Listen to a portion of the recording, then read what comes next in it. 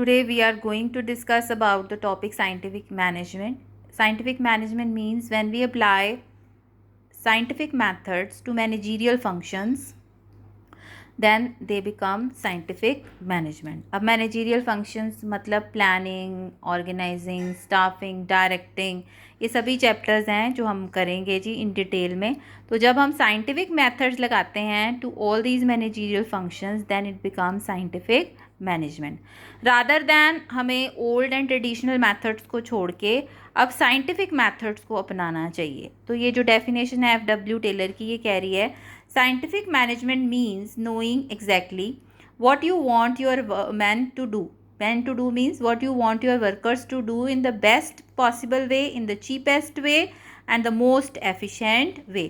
So जब हम replacement करते हैं, छोड़ते हैं ट्रेडिशनल मेथड्स को और उनकी जगह हम क्या लेके आते हैं, नए नए मेथड्स लेके आते हैं काम करने के लिए, बेस्ट वेज लेके आते हैं, तो उसको हम क्या बोलते हैं, साइंटिफिक मैनेजमेंट. फीचर्स क्या हैं साइंटिफिक मैनेजमेंट के? एक तो ये साइंटिफिक अप्रोच है. दूसरा, these are based on scientific principles and techniques. तीसरा, development of one best way of doing a particular work. चौथा है based on strict rules, strict rules पे बेस्ड हो. और फिर है आपका comprehensive, means it is applicable to the whole organisation. Then it is mental revolution.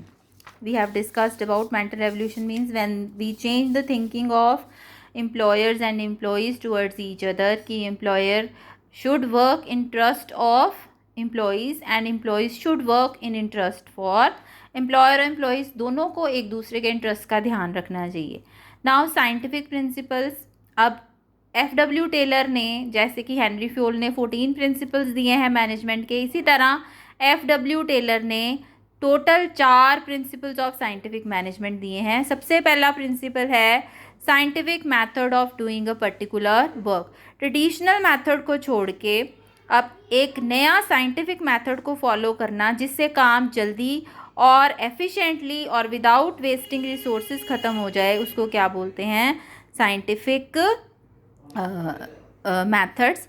Like मैं कहूँ कि पास्ट एक्सपीरियंस को छोड़ के अब लॉकडाउन की सिचुएशन में देखिए, पुराने तरीक़ों को छोड़ के अब हम नए तरीक़ों को अपना रहे हैं. हम साइंस को फॉलो कर रहे हैं कि किस तरह से हम आपकी रीच बढ़ा सकें टू द एजुकेशन.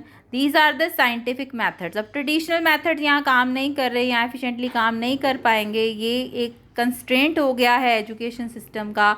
तो हमने क्या फॉलो किया है, scientific method. Harmony not discord. Second principle है कि एम्प्लॉयज़ और एम्प्लॉयर, मैनेजर और ओनर्स को both should work together and they should work in harmony and there should not be any Discord.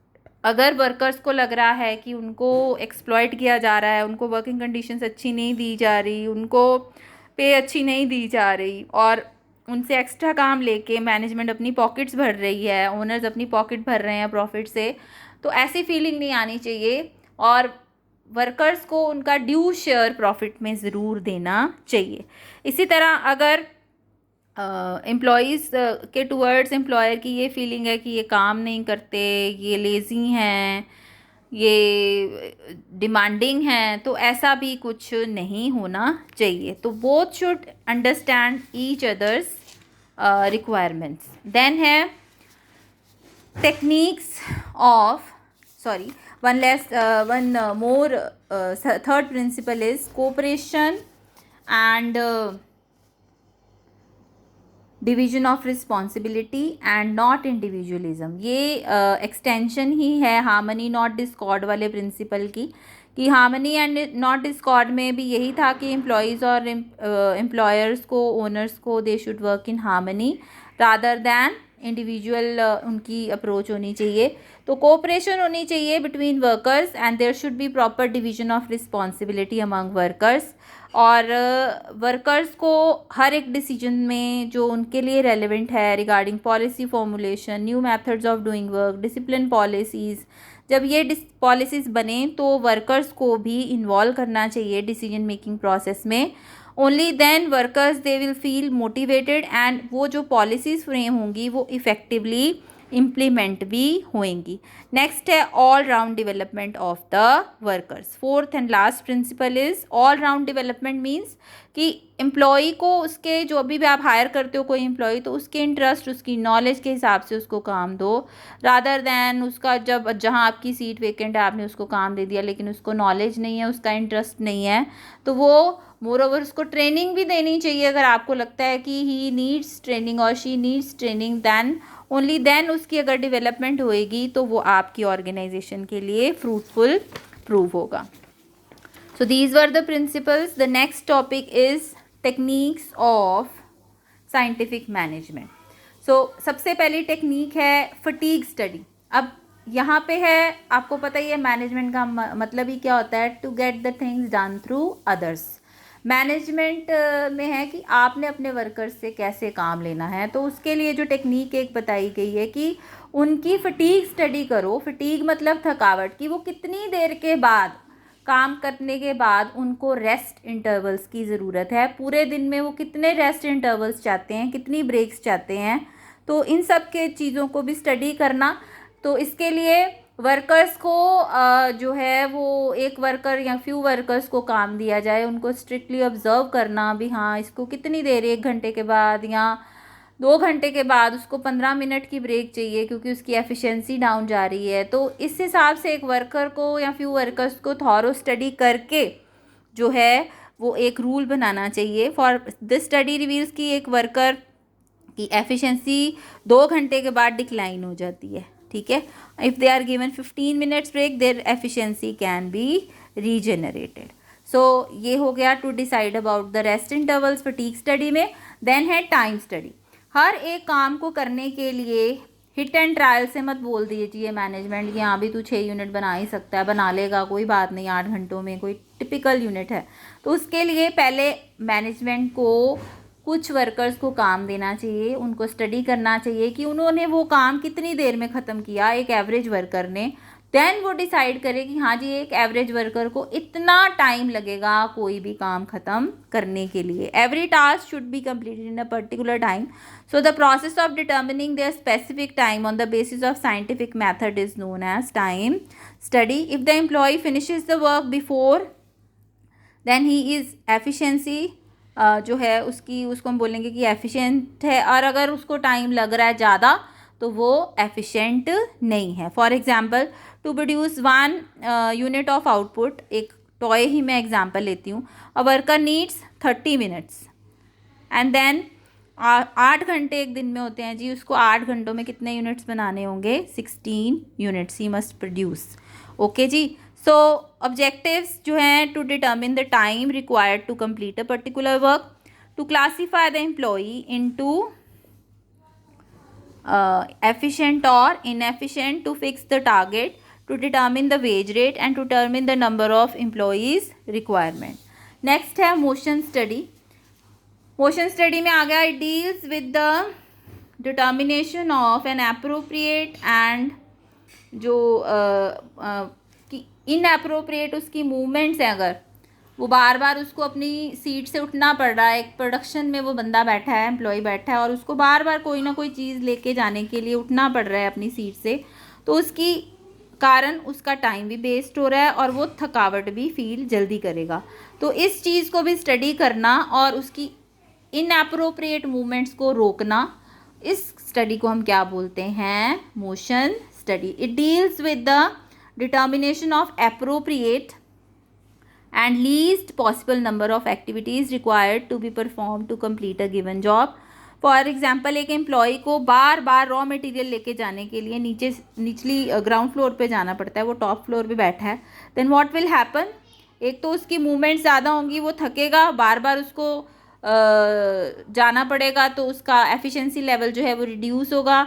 बीच में कोई कलीग मिल गया, उससे बातें करने लग पड़े, तो तब भी उसका टाइम जो है वो वेस्ट होगा, जो कि मैनेजमेंट और बिजनेस के लिए बिल्कुल अप्रोप्रिएट नहीं है। तो ऑब्जेक्टिव्स क्या हैं, टू एलिमिनेट और reduce the unnecessary movement of employees, to develop required tools and machines to complete the task, कि उसके काम को एफिशिएंटली करने के लिए टूल्स भी डिटर्मिन करो और स्पीड एंड एफिशिएंसी को भी इंक्रीज करने के लिए उसकी हेल्प करो। Now the next technique is mental revolution. Mental revolution में आ गया कि एम्प्लॉयज़ और एम्प्लॉयर को अपनी अप्रोच को चेंज करना होगा, अपने थॉट्स को चेंज करना होगा, और दोनों को जो है वो एक दूसरे के इंटरेस्ट के बारे में सोचना चाहिए।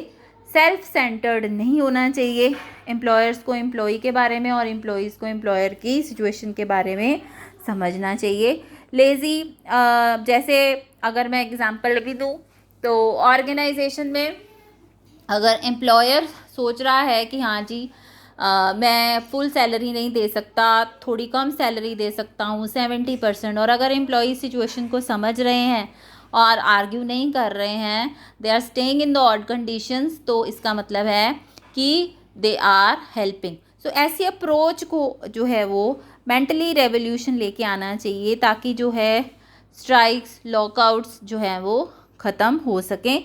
सो ऑब्जेक्टिव है to end the stress among employees and employers, to establish mutual trust and cooperation, to increase the productivity and efficiency, and to bring constructive changes in the thinking. Then है differential pace range। differential pace range में क्या है कि efficient और inefficient employees में जो है segregation होनी चाहिए। efficient employees की अलग पे और इनएफिशिएंट एम्प्लॉयज़ की अलग पे होनी चाहिए।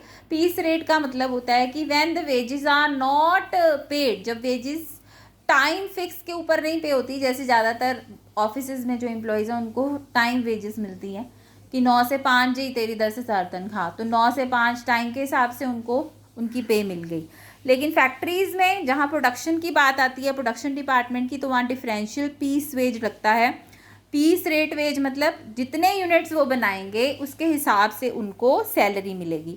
तो स्टैंडर्ड पीस रेट जो है वो फॉलो करना चाहिए। जैसे मैंने बोला ही था कि एक एम्प्लॉय को 8 घंटे में 16 टॉयज़ या 16 यूनिट्स बनाने हैं, तो अगर मैं यहाँ पे बात करूँ तो स्टैंडर्ड फिक्स है 10 यूनिट्स का, कि एक एम्प्लॉय को 10 यूनिट्स की हमने आउटपुट रखी है स्टैंडर्ड। तो अगर वो स्टैंडर्ड अचीव कर रहा है तो उसको हमने 5 रुपीज़ पर यूनिट दे दिए।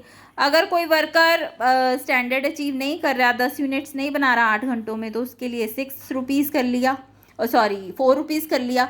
और अगर वो 10 यूनिट से ज़्यादा बना रहा है तो इसका मतलब वो एफिशिएंट है, तो उसको 6 रुपीज़ पर यूनिट के हिसाब से जो है वो वेजेस मिलेंगी। सो ऑब्जेक्टिव्स क्या हैं कि एक तो एफिशिएंट और इनएफिशिएंट एम्प्लॉयज़ में क्लासिफिकेशन हो जाएगी। एफिशिएंट की मोटिवेशन होगी और इनएफिशिएंट जो है वो भी अपनी परफॉर्मेंस को इम्प्रूव करने की कोशिश करेंगे। Okay, so few more techniques are just pending. We will discuss them also. Keep learning.